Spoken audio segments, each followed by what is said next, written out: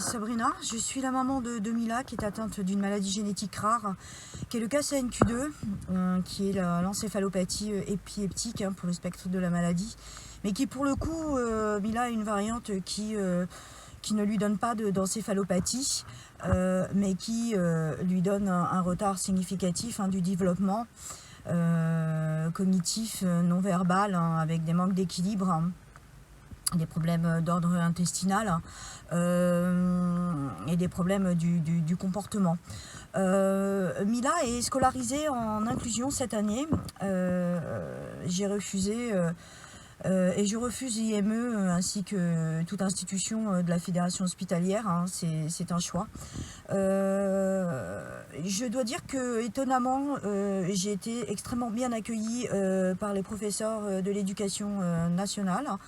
Elle est en public, j'ai pu visiter quelques écoles, entre autres méthode Montessori qui malheureusement ont un coût, mais qui pour le coup est vraiment adapté au profil de Mila.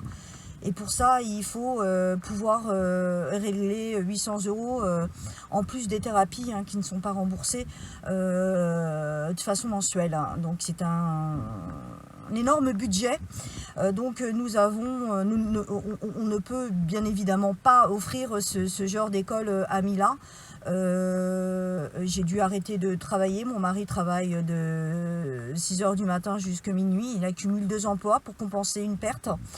Mila a des thérapies, comme pour tout enfant malade, des thérapies qui sont malheureusement au jour d'aujourd'hui pas remboursées, comme la langue des signes, comme la sophro, comme la psychomote, l'ergothérapie, tous ces corps de métier qui sont indispensables pour nos enfants malades à besoins spécifiques et qui pourtant ne sont pas codés par la sécurité sociale et ne sont pas remboursés. Il y a vraiment un très gros progrès à faire à ce niveau-là, parce que c'est indispensable, ça fait partie du cursus de soins de nos enfants. Ce corps pluridisciplinaire est indispensable à l'évolution de nos enfants, c'est clair. Alors Mila a été reçue par son AVS qui était là, son AVSI, extrêmement sympathique, qui a plus de 10 ans de métier. Et sa maîtresse très investie, un très très bon accueil, vraiment. Ceci dit, en maternelle, nous étions aussi reçus de la sorte. Nous sommes dans le 95 et ce sont des écoles qui sont préparées à recevoir ses parents avec des enfants handicapés ou malades. Elles font ça avec amour et elles ont envie de nous aider. Elles sont dans l'empathie. Donc voilà. Donc c'était pour souligner que effectivement il y a des comment ça. Je dis pas que dans toutes les écoles les parents sont reçus de la même sorte, de la même façon. Et que les AVS sont présentes pour tous les enfants handicapés. Je dis simplement, et je parle simplement pour le cas de Mila. Mila est en classe 1 heure, pas par jour, mais 2 fois par semaine, parce que les neuropsy préconisent une instruction en famille. Et moi, je préconise quand même un minimum de rapport avec les enfants, pas pour une question de sociabilisation, mais pour elle, parce qu'elle est malade, mais elle a aussi le droit, malgré son déficit, d'avoir des contacts avec d'autres enfants, avec l'extérieur, autre que moi. Ça peut être que formateur pour elle.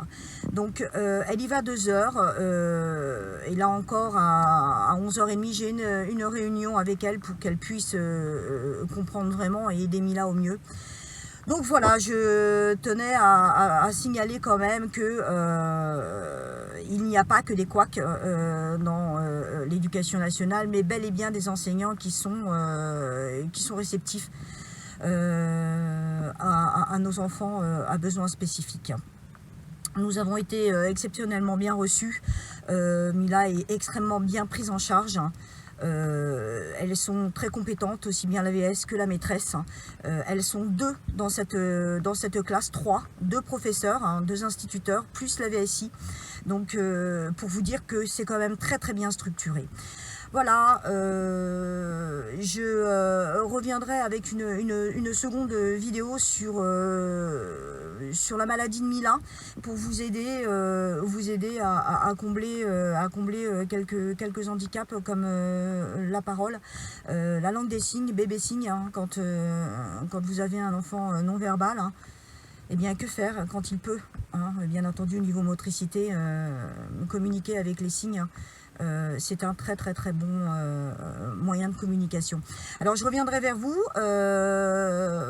pour vous aider avec mon expérience, puisqu'elle a 7 ans, mon carnet d'adresses, hein, vous aider à surmonter si d'autres enfants ou d'autres mamans sont victimes de cette maladie rare, c'est-à-dire le KCNQ2.